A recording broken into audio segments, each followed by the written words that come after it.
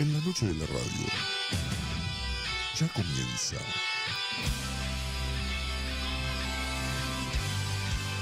Entre Paneles.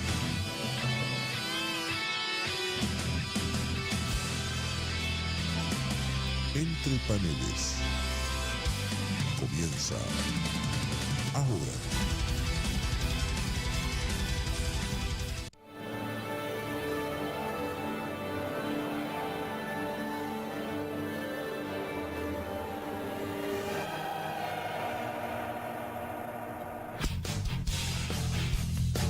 Buenas noches, gracias por estar con nosotros hoy. Saludos, Gabo, ¿cómo estamos? Pero, ¿cómo te trata la semana? Pues me trata bastante bien, extrañando mucho a Ricky, que hoy nos está acompañando a través de Skype, directo desde Escocia y... ¿Sí? ¿Sí? Vamos a ver si la llamada pasa. ¿Y qué? ¿Qué has hecho? ¿Qué has hecho esta semana? Pues mira, esta semana he estado repasando Ex Machina, que es la novela que estamos trabajando, vamos a estar trabajando hoy. Todo con el tema del 11 de septiembre, que la semana pasada, ¿no? Sí. Cumplió los 13 años. Sí. La tragedia. De hecho, quiero tomar este momento para recordarle a los oyentes y los videntes que tenemos una página de Facebook, que nos busquen por ahí, donde nosotros anunciamos sobre los temas que vamos a hablar, y también damos enlaces sobre artículos o donde puedan leerlos. Ahí es que normalmente establecemos los puntos de los temas que vamos a tocar y el cómic que se va a trabajar. Mira, creo que tenemos a Ricky ahí. A ver si la gente lo podrá... Yo creo que ya mismo está empezando el video. Ahora. Hola, Ricky. Ya nosotros te vemos, no te preocupes. Saluda a la gente que te escuchan. ¿Cómo están? Todo muy bien, todo muy bien. Qué bueno que finalmente logramos conectarte. Ok, ¿y me ven desde allá? Sí, yo te veo. Bueno, yo te veo. Ricky, cuéntanos de Escocia, ¿cómo te ha ido en el estudio de cómics que estás haciendo por allá? Pues esto ha sido mucho mejor de lo que ya yo pensaba que iba a ser. Y de verdad que lo recomiendo para todo tipo de persona que esté interesado en seguir estudios posgraduados en algo distinto, pues venir a Dundee a estudiar cómics es una experiencia no solamente nueva e interesante, pero que se trata el cómic con seriedad y se nota que hay como que una cultura académica que quiere adelantar el estudio del cómic seriamente. O sea, se trabajan unos temas bien fuertes en un programita que de verdad que jeta. Me comentaste que vas a tener la oportunidad de tomar ciertos seminarios con escritores de cómics famosos y artistas. Sí, si todo sale bien, ¿verdad? Voy a tener la oportunidad de tener un taller con Frank Whiteley, que es el que dibuja All Star Superman con Grant Morrison. Y el de Sex Criminals. Sí, no, Sex Criminals no. Él dibuja también American Virgin y Batman en algunos momentos ha dibujado Batman también. Y si todo sale bien, pues vamos a ver si podemos traer a Dave Gibbons y a Grant Morrison mismo. Dave Gibbons de The Watchmen. The Watchmen, ok. Watchmen. Before Vendetta es David Lloyd. Oh, perdón. Que está dando cantazos todavía por ahí, así que quién sabe. Oye, Ricardo, también quería preguntarte sobre... Hoy en Escocia hubo un referéndum sobre la independencia, donde se votó al sí y el no. ¿Cómo tuviste eso allí? Tengo entendido que tú te fuiste a marchar con ellos. Creo que tenemos fotos de ti marchando con la gente por ahí, sí, revoltando como si fuese Braveheart. Cuéntanos sobre eso. Pues mira, yo esperaba ver mucha más actividad de lo que he estado viendo. Me di cuenta rápido que realmente gran parte de la actividad está en Edimburgo. Fuera de esa gran ciudad, y incluso Glasgow, que está como una hora hacia el oeste, que según tengo entendido tampoco tiene tanta actividad. Las otras regiones de Escocia están como que clamando por más representación en el movimiento. Así que, de verdad que fuera de lo que uno ve en la televisión, que lo que ve es como que si Escocia estuviese gritando desde que empezaron a hablar de la independencia hasta hoy sin parar, he por lo menos percibido que la actividad política fuera de la capital es como que un poquitito más, varía un poquitito más. Okay. Entonces, tus predicciones, ¿cómo tú ves el ambiente allí? ¿Se independizan o se quedan? Yo creo que no se independizan porque al final la campaña del sí se decidió irse por la vía mucho más nacionalista. O sea, lo que están haciendo es todo el tiempo tirándote con gente en falda, con gaita, te están tirando con la idea de que los escoceses inventaron el mundo moderno, que se inventaron el televisor, que se inventaron la TH, lo cual son cosas ciertas, pero en ninguna, en ninguna de esas cosas establecen que... Se pueden mantener en sus dos patas ahora mismo. Exacto, aquí la campaña del sí lo que está tratando de hacer es presentar solamente un plan económico viable, ¿verdad? Para una Escocia independiente, que es que hay petróleo, que es verdad, en Escocia hay petróleo, pero no puede ser la única alternativa económica para crear una infraestructura No, y ahora más interna que el petróleo independiente. se está, pues, no se sabe, la gente se está moviendo a otra Sí, vía de ahora, energía. ahora nos estamos moviendo más a las energías renovables. Exacto, no pueden depender Exacto, que hasta cierto punto como que uno lo siente como si esa propuesta está un poquitito atrás. Ok. Y eso, y encima de que tampoco saben si quieren quedarse con la libra o seguir para el euro, que eso también es un debate que la campaña del sí nunca pudo como que clarificar muy bien, así que vamos a ver. Sí, Pero yo creo que se quedan quieren con- independizarse, ser autónomo con la moneda del colonizador, ¿verdad? Bueno, pero igual Sí. irse con el euro tampoco le da mucha solidez económica. Es dentro de los países de Europa, Inglaterra se ha mantenido bastante estable por eso mismo, porque se mantuvo con su libra. No, sí, pero es como decir, vamos a divorciarnos y yo me no. quedo con tu tarjeta de crédito. Totalmente. Es Puerto Rico. básicamente, es como- A eso Es Puerto quiero Rico. señalar. No, ya llega un momento de salir de tu casa y dejar que tus padres te paguen todo. yo Sí. creo que tenemos una imagen de Ricky por allá, tomando parte en toda su... Ay, no la veo. No puedo verla ustedes. no la quieres ver, no se preocupen. No. Esa foto es de Ricky allá en su activismo político Sí, patriótico. Ricky. Podemos ver la bandera de Puerto Rico ahí. Ricky lleva Ah. el nacionalismo criollo bien presente. Se ven los plátanos allá abajo y con la faldita y toda escocesa. Él es una mezcla de dos, eso es lo que él quiere decir. Él es un ciudadano híbrido. Como somos los puertorriqueños, que lo somos. Eso es meterse de lleno a la cultura. Pues vamos a seguir con el tema de hoy. El chiste es un poco incómodo. Bueno, pues gracias por darnos tu overview. Hemos estado bien pendientes a la situación de Escocia, ya que pues podemos ver algunas similitudes entre la situación, pues, por decirlo así, colonial entre ambos espacios. Pero volviendo a lo que vamos hoy, el tema va a ser Ex Machina y si se puede hablar de un héroe o de un superhéroe después del 9/11. Como todos sabemos, la semana pasada pues, se cumplieron los 13 años del 9/11, de esa gran tragedia que azotó a los Estados Unidos.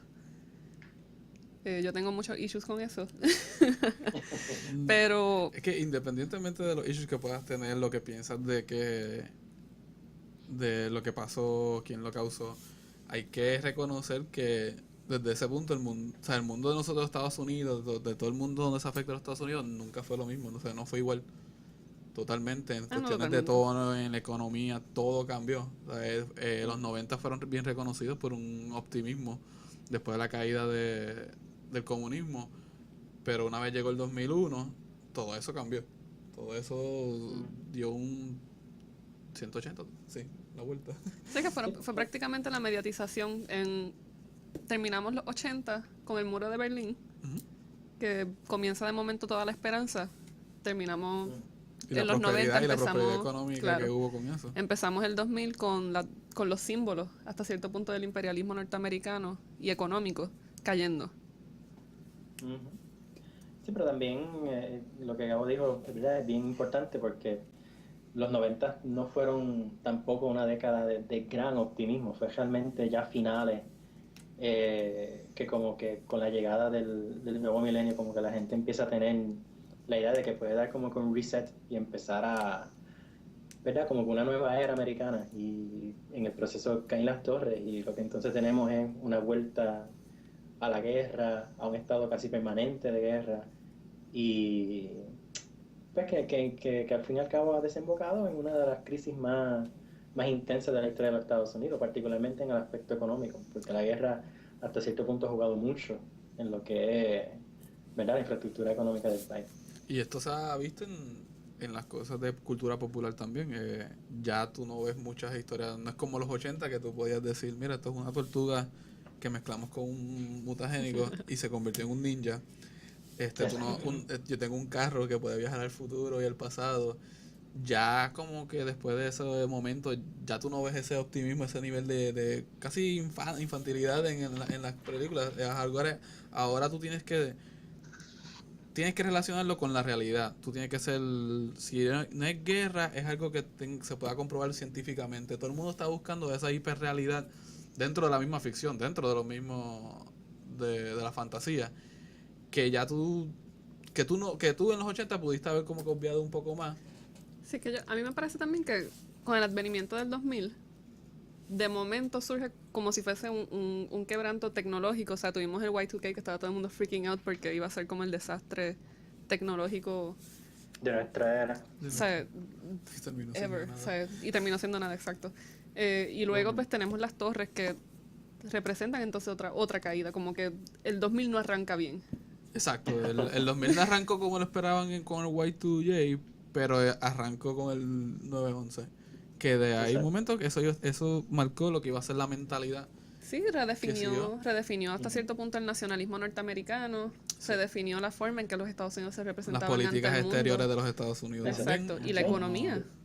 Y que hasta cierto punto muchos autores dentro del campo de la academia van a estudiar a Estados Unidos desde una óptica post-9/11, Claro. que es prácticamente la época que todavía estamos viviendo, como que todavía no hemos logrado salir, ¿verdad?, de lo que es el trauma que hasta el momento ha definido lo que es la cultura estadounidense hasta el día de hoy. Y lo más interesante de todo esto es que el trauma fue tal que el mundo del cómic tuvo que verse obligado a trabajar con él cuando realmente no era necesario trabajarlo. Pudo haber sido algo que se pudo haber tocado levemente y seguir. Pero acuérdate que después de que ocurre eso, o sea, tú tienes un mundo de fantasía que si algo se cae, tienes a Superman para rescatarlo, pero ocurrió. Y entonces no hubo superhéroes para rescatarlo. ¿Cómo después tú quieres que la gente, vender a la gente la idea de un superhéroe en capa y volando cuando no estuvo en un momento importante de la...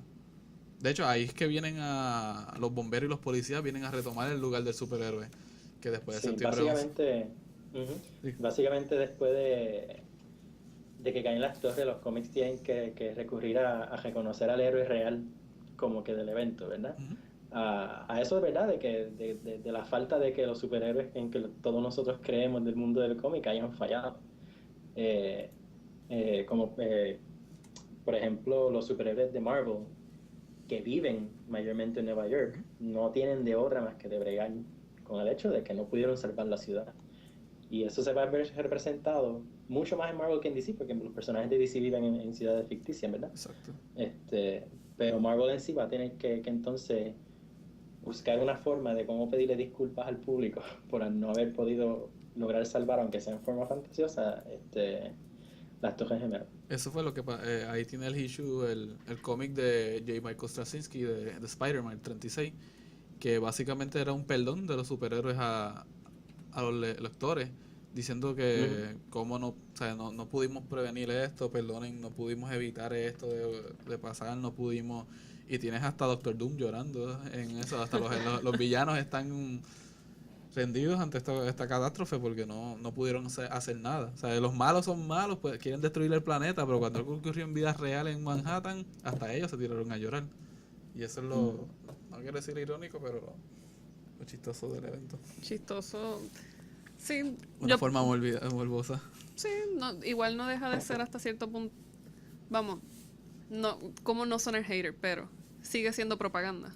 O sea, tienes personajes que han estado, o sea, han dejado la vida tumbando la ciudad, y frente a esto todos se unen. El discurso de la unión es bien, me parece que es bien interesante. No, después de septiembre se recuerdo que la Biblia volvió a vender, sí. Fue el libro más vendido. Casi siempre cuando en estos tiempos de de catástrofe, Sí, el discurso la de- gente sí se une, tienden a volverse mucho más conservadoras. O sea, después Bush fue el presidente, apoyaron una guerra aunque la gente, aunque no había prueba de que ellos tenían allá armas. Viene a ser este patrón, porque ya ha ocurrido antes en la historia, en los 80, durante todavía la plena Guerra Fría. En Inglaterra tuvieron a Thatcher y en Estados Unidos tuvo a Reagan, y eso se vino a conocer como el frente más conservador y ultra Sí. derechista Pero que yo hubo tengo en la una, historia. yo tengo una pregunta. Entonces, Verónica, ¿qué consideras propagandístico de Amazing Spider-Man?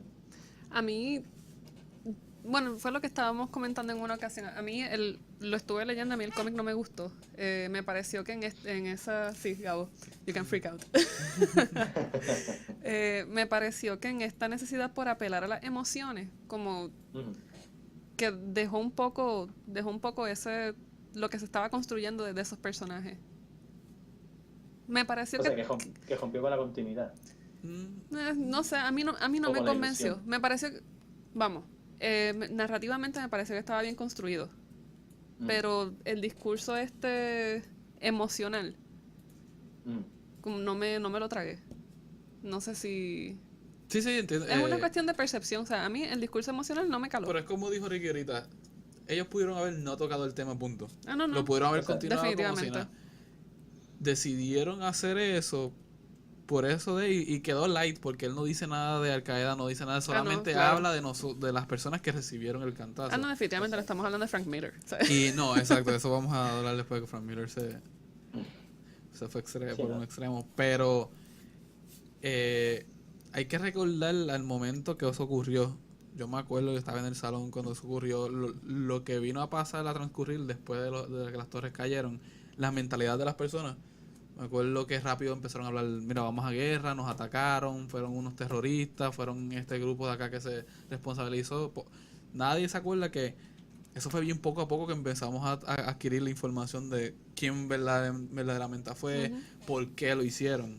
O sea, en el momento que todo el mundo eso ocurrió, la gente estaba, pues tenían que buscar de dónde agarrarse, porque si no se hubiesen quedado allí mismo con los escombros. Sí. Y yo, en cuestión a Spider-Man, sí, hasta cierto punto veo, ¿verdad? Que el mensaje es unidad, pero pudo haber tantas otras vías que el cómic pudo haber tomado, particularmente uno mucho más militar, ¿verdad? Uno más de vamos a alzarnos en armas todos los superhéroes, que nos vamos a ayudar a ganarle al enemigo.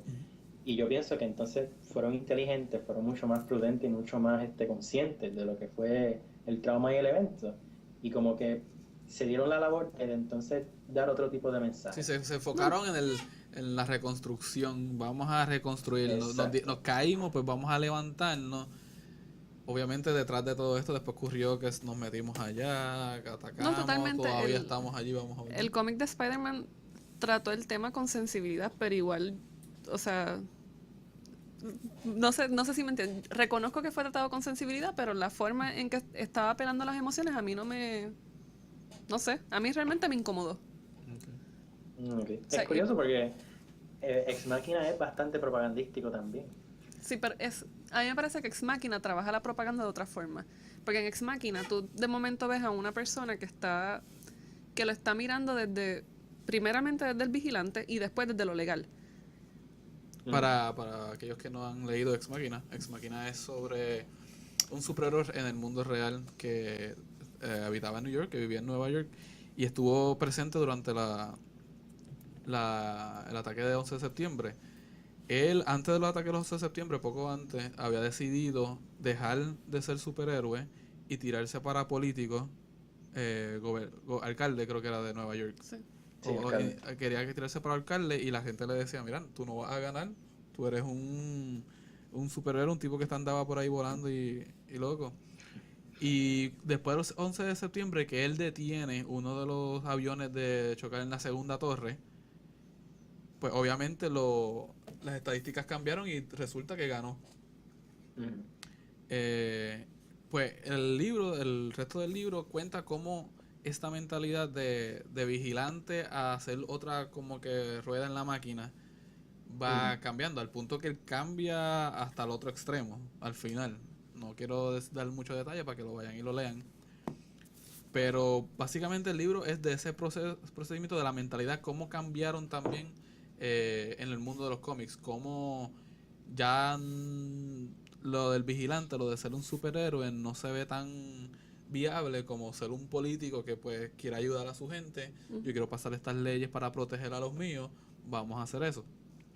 Y sí, el cómic termina siendo ultra conservador al final, y tú te das cuenta por las decisiones que él toma, pero nunca te ponen en una posición de culparlo, de acusarlo, porque te das cuenta que es todo parte del sistema. Él tiene que tomar ciertas decisiones si él quiere formar parte de esa política estadounidense, si él quiere formar parte de ese sistema.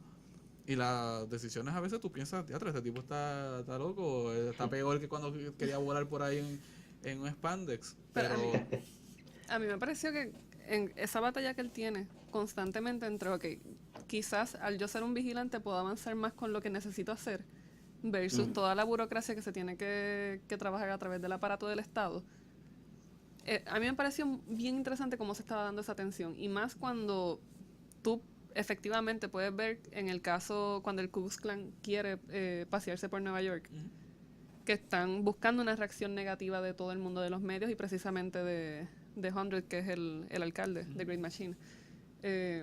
Y él entonces reconoce la imposibilidad de él poder hacer algo porque ya como vigilante había agotado hasta cierto punto su poder. En el momento en que se pone una máscara, ahí terminaban sus derechos. Al mismo tiempo en que se podían poner la máscara. Entonces se encontraba en una disyuntiva bien fuerte. Okay, si los ataco, si prohíbo que ellos marchen, apoyados bajo el derecho de la libre expresión, pues no puedo, o sea, si lo prohíbo, van a caerme encima. Porque también en la Constitución dice que ellos tienen un derecho para marchar. Exacto. No, ya, pues ahí fue que pues, los pensamientos muchos de post 9/11, como la mentalidad de la gente cambió. Mucha gente no recuerda antes de septiembre 11, no se acuerda que hoy día tenemos los medios bien polarizados. Tenemos los ultraconservadores, Fox News, tenemos CNN, izquierda. La gente no recuerda que antes de septiembre 11 no era así. Eran noticias y ya. Cuando ocurre... Bueno, sí, pero la agenda de Fox News no era tan clara, y después CNN tampoco se les opuso como lo es ahora. Después de septiembre 11 es que los lados políticos empiezan a tomar estos lados extremos y empiezan a pelearse en el público, de que empiezan, pues los conservadores se quedaron aferrados a su Biblia y a su Dios y esas cosas, y no van a moverse de ahí. Los demócratas tienen sus ideales, ellos ceden de vez en cuando, pero lo que terminan es cogiendo de soquete porque los republicanos nunca van a ceder. Sí, eso pasa mucho durante tiempos de guerra. Cuando la guerra de Vietnam, ¿verdad? Se empieza a llegar a la sala, ¿verdad? Como dicen. Entonces es que también los medios y las noticias empiezan como que a polarizarse. O sea, que empieza a haber como que un lado blanco y uno negro. En el sentido de que entonces se empiezan a definir conservadores y liberales, Hawks and Doves, ¿verdad? Que eran aquellos que querían la guerra, que eran los Hawks, y los Doves que eran los más pacifistas, normalmente los hippies. Yo me acuerdo que empezaron a sacar a musulmanes de sus tiendas en Nueva York, a destruir ventanas, porque pues, como tú dijiste, el tiempo de guerra es pensamiento extremista. Sí. Quiero aprovechar esta pausa para hablarle a ustedes sobre Tierra de Fuego, que es uno de nuestros auspiciadores. Se encuentran en el tercer nivel de Plaza Las Américas. Su número de teléfono es el 787-294-7018. Ok, Ricky. Yo te quería preguntar, pues Vietnam fue unos 13, 10 años. ¿Cuánto duró? 10 años. 10 años, ¿verdad? Ya nosotros vamos para el 13 de esta guerra. ¿Cuán diferente tú ves el proceso en cuanto a la mentalidad? Porque todavía tenemos, hoy día en Estados Unidos tenemos ambas mentalidades. Estamos los de izquierda que ya están hartos de este discurso que surgió después de septiembre 11, pero todavía tenemos mucha gente que está aferrándose todavía a eso. Ahora mismo con lo de ISIS en el Medio Oriente, yo conozco gente que dicen que justifican el ataque, que regresemos a Irak, porque ellos representan una amenaza a los Estados Unidos. pues cuando tú te pones a analizar cómo desde Estados Unidos uno concibe, ¿verdad? O cómo Estados Unidos concibe, ¿verdad?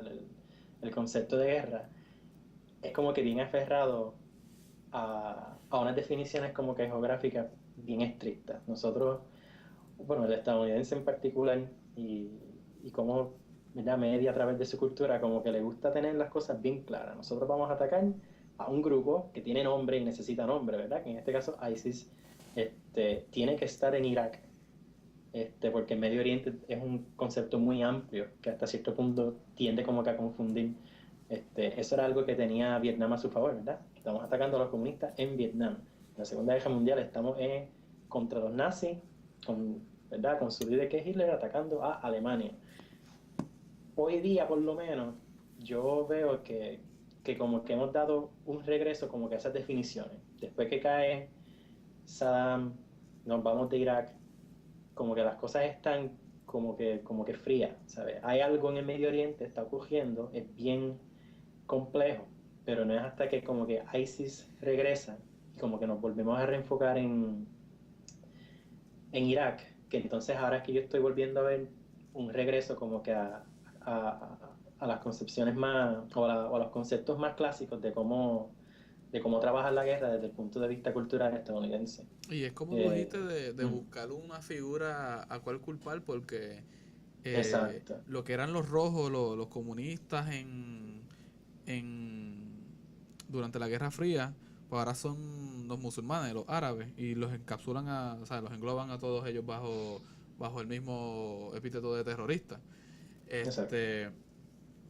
Pero si tú ves bien, cosas que representan amenazas a los Estados Unidos en general, Corea del Norte ha amenazado a Estados Unidos como 3 o 4 veces en 2 años, y tú nunca ves Sí, pero que... ya son un chiste. Sí, pero ante la Exacto. imagen que los Estados Unidos quiere mantener, esta imagen de que nadie se mete con nosotros, esta imagen de que nosotros somos los policías del mundo. Del mundo. Si fuese de verdad que ellos están atacando allí a Irak porque presenta una amenaza, pues hubiesen entrado también de la misma forma a Corea. Entonces, ¿qué es la diferencia de lo del Medio Oriente que no hay en Corea? Y no es solamente petróleo como mucha gente piensa. O sea, hay una diferencia también ideológica que tiene que haber ahí en cuanto a cómo se percibe ese enemigo, cómo se ve. Sí, pero en Corea, simple y sencillamente, Corea no ha sido gran amenaza. Corea lleva un historial larguísimo de ser un país que lo que ofrece son amenazas. A la hora de pensar Corea como un blanco o un objetivo militar serio, realmente no hay necesidad. Estados Unidos no tiene necesidad de meterse en un rollo político y militar con Corea del Norte. Yo pienso que es más que Estados Unidos en ISIS se siente responsable porque existen. Porque si los Estados Unidos, o sea, ISIS, las armas que tienen son las que dejaron los Estados Unidos allí a los militantes cuando los entrenaron. De la misma forma que Al-Qaeda fue entrenada por los Estados Unidos durante los 80 para combatir los rusos, creo que eran. Sí. Y después se le fueron en contra. Entonces tú tienes a ISIS ahora, que eran los que tú entrenaste después de septiembre 11, que un grupo extremista que cogió las armas de esa gente, y los que entrenaste no pelearon, se tiraron a la calle y se rindieron. Por lo tanto, yo creo que ahí se sienten más que, diablo, metimos la pata, tenemos que remediar esto de una forma u otra. Sí, pero ya hoy día el armamento que está recibiendo ISIS, ¿verdad? En este caso, ya no es lo que queda de Estados Unidos, ¿sabes? Ya uno tiene que entonces empezar a buscar de dónde está llegando el armamento, quién está entrenando a quién. Ya ha pasado mucho tiempo y las armas que dejaron los estadounidenses en Afganistán y en Irak, mira, ya han dado su uso y necesitan cambio, que eso es también como que otra idea que uno tiene que como que empezar a contemplar, ¿sabes? De cómo es que este grupo de personas siguen teniendo los medios para hacer guerra. Bueno, pero ahora mismo ISIS se distingue de Al-Qaeda porque usan los medios muy bien. Ellos son un grupo, ellos son una célula terrorista totalmente americanizada. Ellos usan Twitter, Exacto. ellos usan Facebook, ellos editan los videos. Entonces, el entrenamiento y las armas de Estados Unidos no solamente se ven en las pistolas, sino también en internet, en las computadoras y las cosas que usan. Sí, cómo usan los medios a su favor. Cómo lo usan los medios a favor, porque ahora es una guerra también de imagen. De hecho, ahora mucha gente está poniendo DH y Al-Qaeda, te estás quedando atrás, ¿qué tú vas a hacer ahora ante ISIS? Los están poniendo en contra porque eso es verdad, Al-Qaeda ya, la gente ve a Al-Qaeda como el terrorista abuelo, como que ese está viejo allá atrás, no va a hacer más nada. Bueno, entonces habría que quizás pensar todo este asunto de la guerra a través de los mismos medios de comunicación y cómo se sigue mediatizando la tragedia. No, y ISIS se ha hecho un buen trabajo de estudiarlo y saben que eso es lo que... No, y cómo entonces a través de esa tragedia mediatizada se construye lo que es el patriotismo, que es algo que lo hemos visto en Ex Machina, cómo siempre se sigue dando ese discurso de lo que es ser patriota. Exacto. Y de lo que es dar la cara, en este caso, por los Estados Unidos. Y lo que es ser un político, ¿verdad?, digno de estar velando por la ciudad que fue atacada. Sí, porque él corre como independiente y él tiene que balancear Exacto, las opiniones extremas de ambos lados y tiene que caerle bien a los dos, que eso es un reto que ellos bregaron muy bien. Y ese es el punto como que de encuentro, así, o de contacto, por decirlo así. Como que Brian K. Vaughan nos quiso dar un personaje, ¿verdad?, político, bien, por lo menos al principio y por lo menos hasta la mitad del cómic entero, medio centrista. Y como político es mucho más un mediador como que entre la izquierda y la derecha. Yo no sé si ustedes lo vieron así. Sí, incluso también en su postura política, él entra como independiente a la carrera.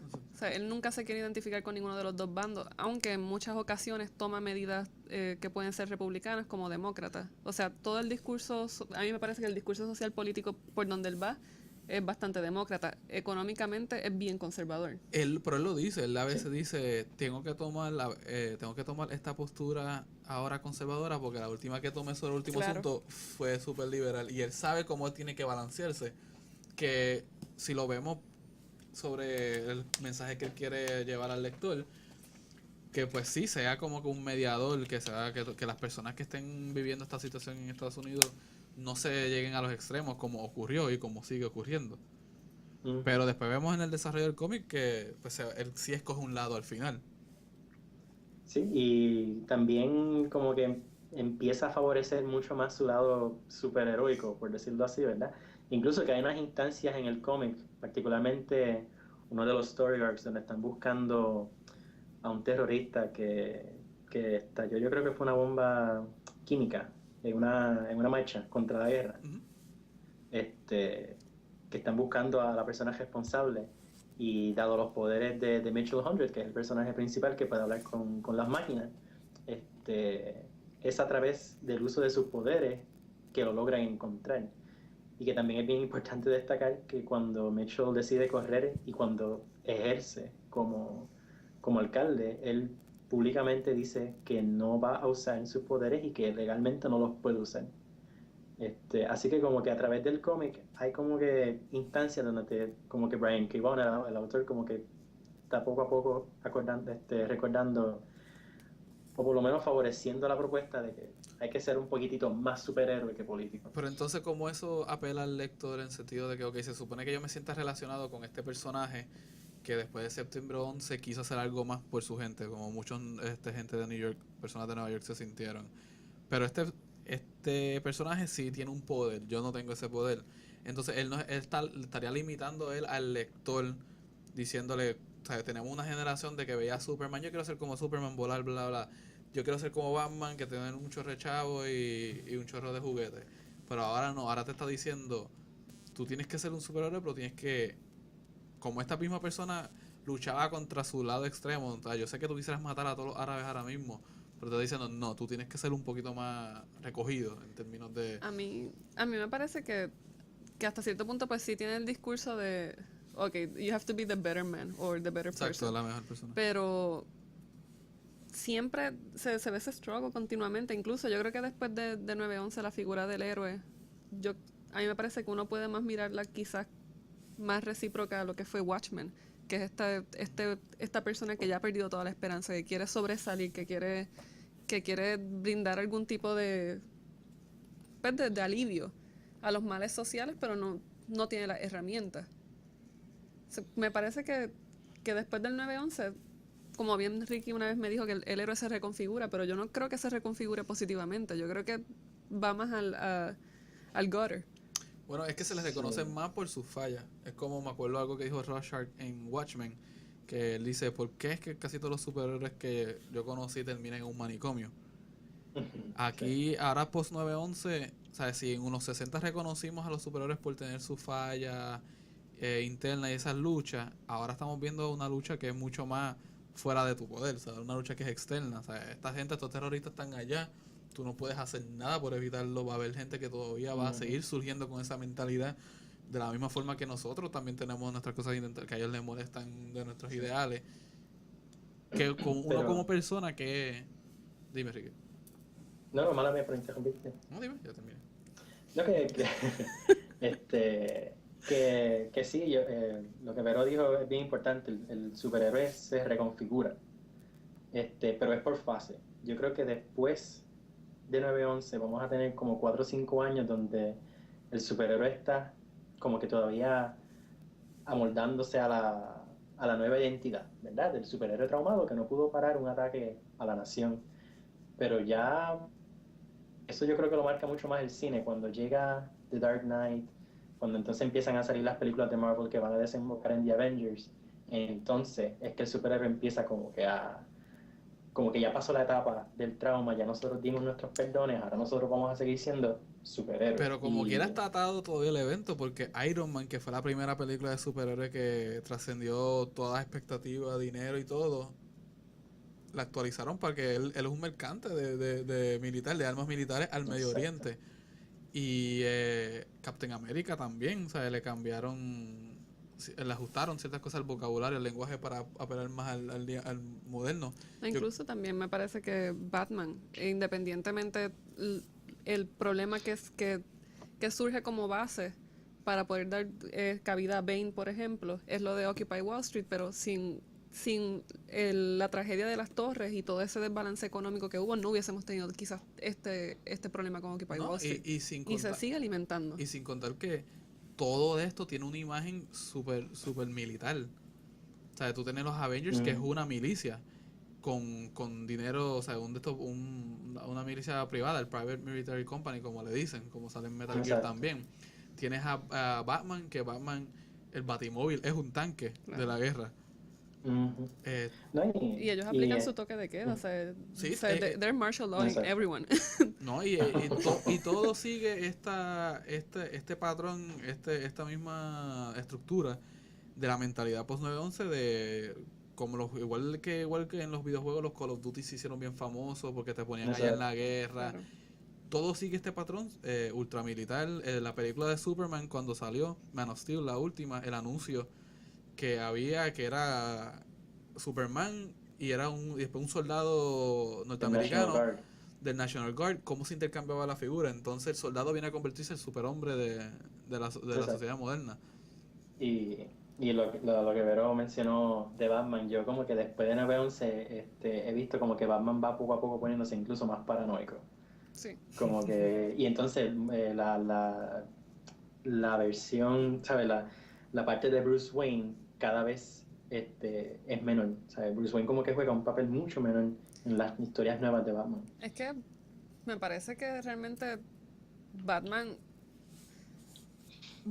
ok, para mí, Bruce Wayne es el alter ego de Batman. O sea, bueno, pero eso se vino a reconocer porque hace poco repasé los libros de Grant Morrison de Batman, y me acuerdo de una escena que Alfred le pregunta a Bruce Wayne.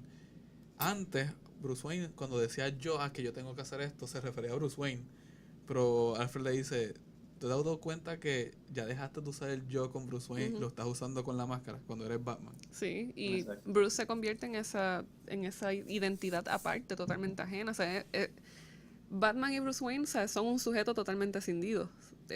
Él tiene que fingirse el Bruce Wayne. Él tiene que fingirse hacer ese papel. Y yo creo que eso es parte de lo que es bien interesante de cómo se construye ese personaje. Bruce Wayne y Batman se reflejan tanto en Two-Face como en el Joker.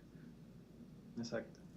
O sea, que me parece que o sea, el tipo está loco. O sea, yo creo que el tipo es un psicótico, tiene un complejo de persecución, o sea, he's nuts. Sí. Y mientras más se va construyendo la historia, más loco se está volviendo. Pero entonces, ese mismo tema se toca mucho, como que con casi todos los superhéroes de un punto, de una forma u otra, ¿verdad? Porque el mero hecho de que tú te vistas de otra forma para como que salvar a la gente, ¿verdad? Y como que sugiera, aunque sea un poquitito de locura.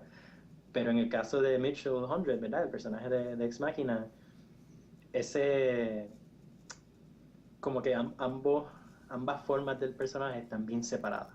O tú eres el político alcalde de Nueva York, o eres el superhéroe que controla y puede hablar con las máquinas. A mí, a mí me Ujú. parece que él se esfuerza mucho para crear esa separación, pero, Sí. o sea, Pero o sea, es algo bien, uno está bien conectado al otro, no se puede separar. Y no me refiero físicamente, sino que ya en cómo él considera que se debe hacer la ley, como él quiere hacer la ley. E incluso Ujú. a través de todas las tiradas, lo que vemos es él luchando constantemente con la nostalgia. O sea, él agarra el casco, se pone la pistolita esa, la Nerf gun. O sea, Sí. que constantemente él está recuperando eso y quiere aplicarlo. Lo que pasa es que reconoce que no lo puede hacer. Y claro, lo reconoce porque tiene NSA detrás, tiene el gobierno de los Estados Unidos. O sea, pero eso toda es lo esa que lo maquinaria. hace él poder aplicarlo entre los dos partidos. O sea, él se puede cohibir con la cuestión de ser el héroe y esas cosas, pero dentro de la política, él sí puede ser un mediador entre dos partidos, dos opiniones extremas, Ujú. y hacer que funcione. Que de hecho, quiero hablar antes de que se nos acabe el tiempo, en esa mediación de que él hace, cuán profético él fue sobre los asuntos que los Estados Claro. Unidos iba a enfrentar en los próximos años. Sí. Ex Machina salió en el 2005, o sea, durante esos años. Y él predijo el asunto de la legalización de la marihuana, Gay rights. los derechos civiles de los homosexuales, también el racismo de Estados Unidos. Él tocó levemente sobre todavía El la tema comunidad, constante sobre el aborto. el tema del aborto. Él, Pero qué bueno que lo mencionas porque, aunque hemos dicho que el personaje es centrista, ¿verdad? Por lo menos hasta cierta parte del cómic, siempre se toma una decisión. Y siempre la toma, o normalmente la toma Mitchell Hundred, ¿verdad? Porque en cuanto a la legalización de la marihuana, como que el tema, en cuanto a lo que se revela públicamente, pues está como que split down the middle, ¿verdad? Pero el último panel de ese story arc entero es Mitchell Hundred sentándose en su casa para fumarse un cigarrillo de marihuana. sí, porque él llega a las conclusiones después de un diálogo extenso con Claro. cualquier persona. Él tiene que hablar con Con el el concejal. asesor Exacto. de él habla con la secretaria, y él se nutre de todas las experiencias distintas, todas las opiniones distintas. La secretaria no quería que él casara a la pareja homosexual. El Eh, hermano no quería. el hermano, no sé qué, el mismo hermano no quería que él haga eso, pero él sentía que sí, que ya era tiempo para los derechos. Sin embargo, cuando le dicen cuál fue el asunto, yo creo que el aborto, él se opuso. Pero él lo dice como Sí. que ya le di una a los liberales, vamos a coger una para los conservadores. A mí con lo del matrimonio gay, a mí me pareció bien interesante porque el tipo llevó un punto que yo siempre he tenido esta lucha a la sociedad con amigas mías, gente a quien yo adoro, pero me pareció bien interesante que él de momento dijera, mira, ok, el issue es que se llama matrimonio, ok, pues vamos a quitarle el nombre para todo el mundo, Que ¿sabes? eso se sugirió también un Claro. punto acá, sí. Pero que entonces, o sea, lo pone out in the open, como que, ok, mira, esto no es un issue de tanto que dos personas se casen, es que tiene la bendita palabra matrimonio, pues vamos a bregar con esto. Que a mí eso me parece bien interesante. Además también en cuanto a que él trata de ser bastante centrista dentro de su política, a mí me parece que a veces él toma, bajo esta cuestión de ser bastante neutral, él toma la salida más fácil, él manipula la situación. Pues, por ejemplo, cuando tenemos al artista, este es en los primeros cómics, si no me equivoco, creo que es el 2 o el 3, que tiene este artista que es bastante radical, pone un dibujo, creo que es Ahora De Lincoln. de Lincoln, con un noose, y que decía algo de nigger, si no me equivoco. Sí. Sí. Él lo que quiere es censurarlo. automáticamente. ¿Qué es lo que hace? Le dice como que, ay, mira, va a donde su asistente y dice, ay, mira, tú estudiaste historia del arte, ve y dale una visita al artista, ¿sabes? Por eso, pero él reconoce que a él no le gusta, pero es arte, Exacto. tiene que dejarlo ocurrir. En vez de mandar para allá de forma extrema, mandarlo a quitar, como pasaron muchas cosas post 9/11, él manda a la muchacha a tratar de mediarlo. O sea, él reconoce que él, por su ideal, él no puede tomar acción.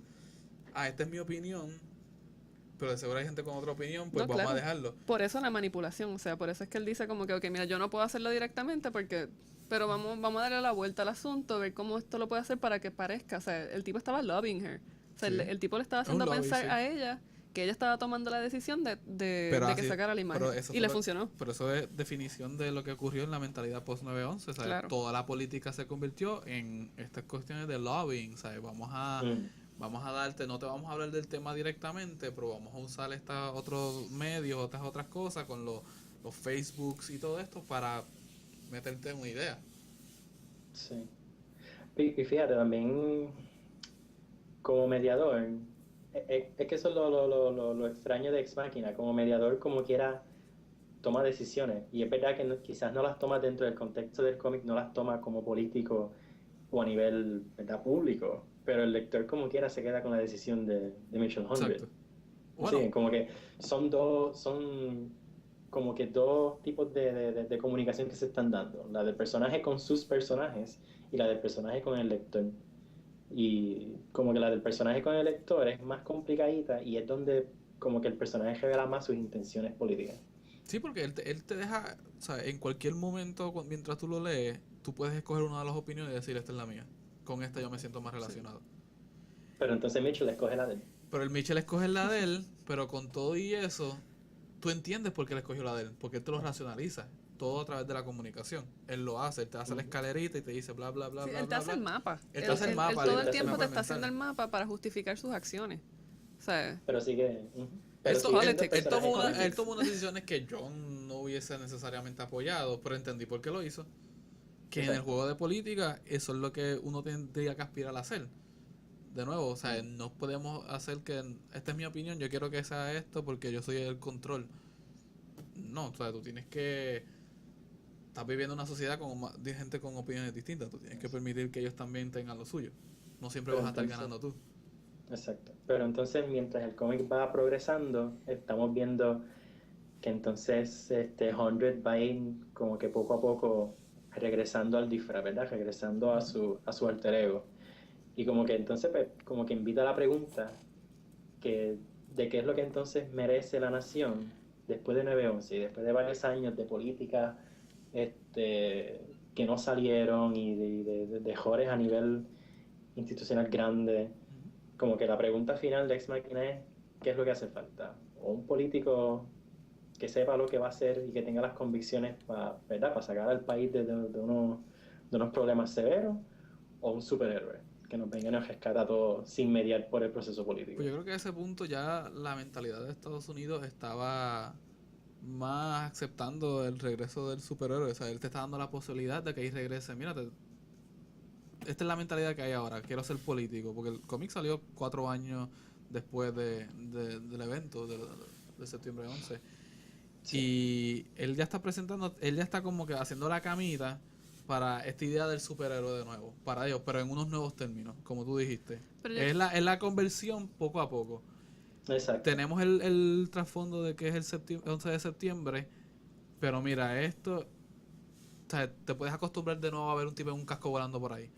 Y después fue el Pero boom de entonces los llega- superhéroes. a mí también me parece que la discusión por donde la quisiera llevar un poco es, ok, se tiene que hacer también una pasada de balance sobre lo que es lo justo dentro de lo político, dentro del espacio de la guerra y todo, y de cómo se construye lo social en ese aspecto. Sí, pero durante guerra es tan difícil mantenerse. No, claro, por eso al es lado que- de- Pero me parece que quizás por ahí, a mí me dio esa impresión que por ahí iba la cosa, porque, vamos, un vigilante, o sea, el vigilantismo no siempre es positivo, ese es el problema. Después del 9/11, las personas que estaban arruinando mezquitas y todo eso eran vigilantes, estaban Exacto. tomando la ley en sus manos y haciendo de ella lo que ellos consideraban que era lo positivo. Exacto, lo que ellos consideraron. Por eso es que Mitchell, Pero- yo considero esto, pero hay que racionalizarlo.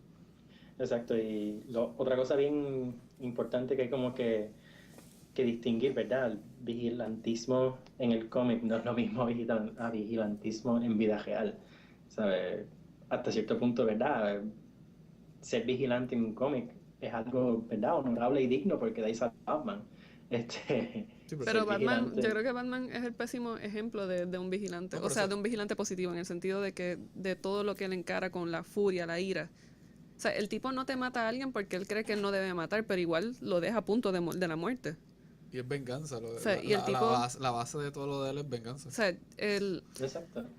yo creo que los cómics han tratado de construir la figura del vigilante como una positiva. Y yo creo que dentro del cómic se dan 3 tipos de héroes. Está el héroe, el antihéroe y el vigilante. Y yo creo que esa Exacto. línea, o sea, entre cada uno de ellos está bien, o sea, it's very thin. Sí. Y Bueno, por eso fue que en los 80, en Dark Knight Returns de Frank Miller, durante pues tiempos extremos también de guerra y eso, el presidente de Estados Unidos ilegaliza el vigilantismo porque hace quedar mal al gobierno. Entonces tú ves que Batman Exacto. regresa, hace quedar mal al gobierno porque está resolviendo algo, está haciendo algo, y es que le mandan a Superman porque Superman accede a hacer un trabajador de gobierno cualquiera. Pero en este caso, si lo traemos a... Mucha gente le gusta decir... Pues a mucha gente le gusta traer los símbolos del pasado para explicar las guerras nuevas. No, esto es esto de Exacto. nuevo, ahora estamos en Guerra Fría de nuevo con Rusia. Que no es lo mismo, no es los mismos papeles, no son los mismos detalles, la historia no se repite, pero sí hay situaciones semejantes. Entonces tenemos este superhéroe que sí, él mismo decidió no hacer quedar mal al gobierno, dejando su casco y metiéndose al gobierno. Pero entonces... Pero hay- Dime. Ujú. Que entonces también es, como les digo, cuando Dark Knight Returns acaba, ¿verdad? Como que se vuelve a establecer la figura del superhéroe. Cuando Ex Machina acaba, también se restablece la figura del héroe. Que eso es algo que incluso se empieza a ver a nivel cultural en Estados Unidos, porque Obama, cuando llega a la escena política, llega básicamente como un presidente superhéroe, Sí. ¿sabes? Él llega como la visión nueva de lo que va a ser la política del siglo XXI y que va a cambiar el political landscape de la nación para siempre. El nuevo Kennedy. sí, pues ¿Cómo? se alimentó bajo el El discurso nuevo de la Kennedy. esperanza. O sea, él Exacto. corrió el mismo camino de Kennedy, solamente que sobrevivió del tercer año. Y, Y curiosamente, después te cuando pregunta si Kennedy se hubiese quedado para el segundo término, o sea, él hubiese vivido lo suficiente para convertirse en el enemigo o mueres como el héroe.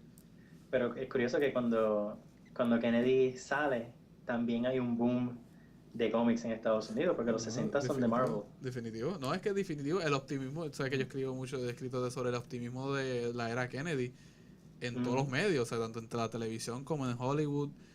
Eso se debe a otras cosas, obviamente, porque en los 50 tuvimos el blacklisting y cómo Exacto. Kennedy convirtió eso, pero en cierto sentido, después de septiembre 11, sí, la mentalidad conservadora oprimió ciertos canales de expresión que la gente misma se auto reprimió porque sentían que no era lo apropiado para el momento, pero que con Obama empezamos a ver de nuevo a soltarse, empezamos a ver, mira, ya creo que puedo hacer esto, y ahora tenemos el otro extremo de nuevo, ahora tenemos el que nada es sagrado.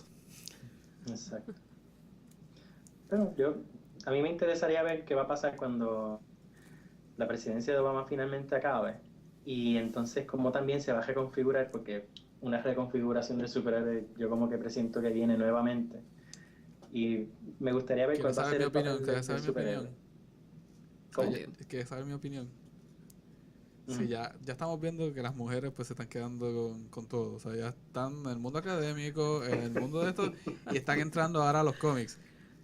Si Hillary Clinton O sea llega que logra cementar acabas esa de- presidencia, Acabas de sonar como un viejito. si Hillary Sí. Clinton logra cementar, no, es que yo no he dicho que es malo o bueno, al revés. No, pero acabas de sonar como un viejito, Gabo. Si Hillary Clinton Embrace llega it. Embrace it. a cementar esa presidencia, mira, vamos a ver, o sea, la figura mujer va a estar en todo de nuevo, o sea, como debería ser, o sea, va a haber representación, se va a buscar más esa representación equitativa que ahora mismo están luchando, vamos a ver un movimiento un poquito más fuerte. No significa que va a ser lo correcto, porque vamos a ver mucha gente, como siempre, torpedándose con lo que no es, tratando de esforzarlo, vamos a ver todos esos extremos, pero va a ser una era, sí, va a ser una redefinición, en los héroes va a ser la redefinición de que ya tenemos a la Miss Marvel, tenemos a la Captain Marvel, y vamos a ver mucho más de eso.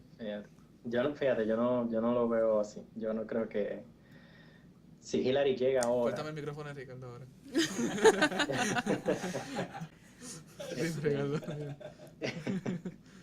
No sé, yo lo veo quizás un poquito diferente. Bueno, primero que nada, yo no creo que Hillary gane. No, pues yo creo dije que si logra cementar eso. Yo no he dicho que... Sí. Que de esto. Sí, pero que como la figura de la mujer, por lo que entendí, como que la figura de la mujer entonces va a predominar como que en la política de los Estados Unidos. No en la política, en todo lo que se ha afectado después con Barack Obama fue la comunidad afroamericana. Con Hillary Clinton, ya lo estamos viendo que sí, hay más representación de la mujer, se está luchando por más. Dime. Yo creo que puede haber unos cuestionamientos y unos debates nuevos. No sé cómo decir esto sin sonar como que... Tíralo en medio. Pero yo lo estoy esperando, Ricky. Tíralo, porque es que, o sea, vamos. Pero yo creo que va a ser mucho más... ¡Júgatela! Yo creo que va a ser mucho más interesante como que tener un debate sobre, ¿verdad?, el papel de la mujer en la cultura estadounidense ahora, ¿verdad?, después de Obama, si no es Hillary Clinton. Yo creo que Hillary Clinton ya está demasiado asociada a Bill Clinton. Pero vamos, a mí me parece que Hillary Clinton... Hay otros candidatos que están sonando además de Hillary Clinton. Y Hillary Clinton fue una figura muy importante dentro de la política, además de haber sido, pues como mucha gente sabe, la cabeza detrás de Bill. O sea, Exacto. Pero a mí me parece que, aunque sí veo lo que está diciendo Gabo, que se está cimentando más el espacio para que se dé más representación femenina en todos los espacios dentro de la cultura norteamericana, me parece que no va a ser algo tan de buenas a primeras. Exacto. Como todo. Sí. Porque igualmente, como hemos visto históricamente, los movimientos femeninos llevan consigo una carga política más fuerte, ¿sabes? Reclaman otras cosas. El proceso de representación es distinto a cómo se le da a un hombre. Es más fácil tú ver a un hombre afroamericano en el poder que a una mujer. Sea blanca, sea negra, latina, lo que sea. Es más fácil. Bueno, y eso es un issue.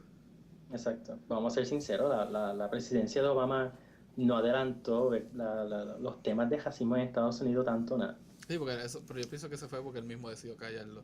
Él de un principio no quería correr en esta campaña de que yo soy el presidente negro, y cuando fue el presidente tampoco utilizó nada a usarlo para no sacar la carta de la raza. Pero eso también le tocaba a la gente, ¿sabes? La gente tampoco decidió empujar el tema mucho. Si Obama dijo, yo no quiero coger bajo el race card, o sea, la gente dijo como que está bien, pues no vamos a bregar con el racismo. Pero eso fue un intercambio, porque cuando corrió contra Romney fue, no toques la carta de la raza, pero entonces no vamos a tocar la carta de la religión de Romney, que era mormón. Que se tocó.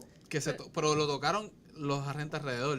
Nunca hubo una campaña oficial atacando Lo que eso. pasa es que también el asunto de la raza se vio, y esto a modo de cierre, el asunto de la raza también se vio trabajado backstage. O sea, quizás abiertamente el discurso de la raza no se centró con Obama, pero Michelle Obama estaba detrás y todo el mundo se enfocaba en la negritud de ella. Exacto. Entonces tenemos a una persona que está representando dos sectores que quizás ya no sean tan minoría, pero dentro de los espacios públicos y políticos lo son. O sea, tienes a una mujer negra, o sea, y una mujer que está de momento vociferando un montón de cosas. Que a mí en eso, pues, Obama quizás no lo pudo representar, pero sí se dio la discusión. Sí se dio, y los conservadores dijeron que era, pues, usando el race card y esas cosas, que no hay forma de complacer a nadie. Bueno, Ricky, 1.000.000 de gracias por tu aportación. Espero que esto se siga repitiendo. Se va a repetir. Sí, se tiene que dar. Tengo que terminar esto. Voy a ser el international correspondent. A dormir. Muy bien, pues nada, pues muy buenas noches, Ricky. Buenas noches a todos los que nos han estado escuchando. Esperamos que contar con su presencia la próxima semana. Y búsquenos en Facebook para las repeticiones del programa y todo lo demás que quieran aprender, saber. Bueno, que tengan buenas noches. Buenas noches. Chao.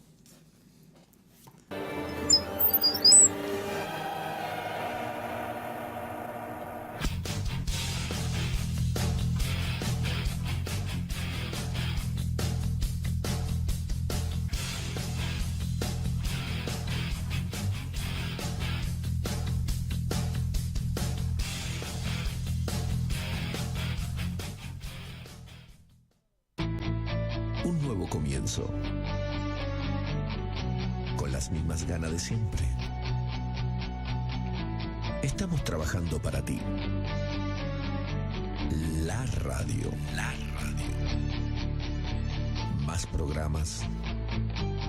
Más música. Y ahora, todos los estilos. Lo escucharás en La Radio. La Radio. www.laradiopr.com. La Radio.